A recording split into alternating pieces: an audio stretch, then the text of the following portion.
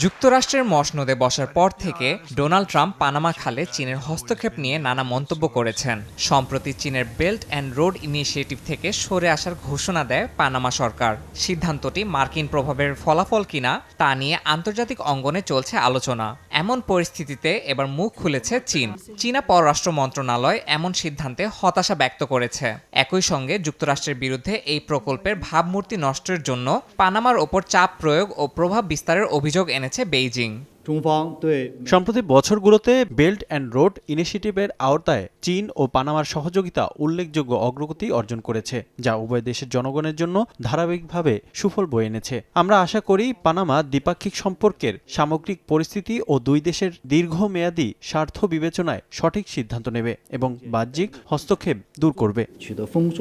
এ প্রকল্পে বিশ্বব্যাপী অর্থনৈতিক সহযোগিতা বৃদ্ধির লক্ষ্য নিয়ে কাজ করছে বলে দাবি করেছে চীন। বিশ্বের ১৫০টিরও বেশি দেশ এরই মধ্যে এই প্রকল্পে যুক্ত হয়েছে, যার মধ্যে লাতিন আমেরিকার ২০টিরও বেশি দেশ রয়েছে। পানামার সঙ্গে চীনের এই সহযোগিতা গত কয়েক বছরে দৃশ্যমান অগ্রগতি এনেছে বলে দাবি করেছে বেইজিং। চীন আশা করছে দ্বিপাক্ষিক সম্পর্কের বৃহত্তর চিত্র ও জনগণের দীর্ঘমেয়াদী স্বার্থ বিবেচনায় নেবে পানামা। তবে এই সিদ্ধান্ত আদৌ পরিবর্তন হবে কিনা তা নির্ভর করছে পানামা সরকারের পরবর্তী পদক্ষেপের ওপর।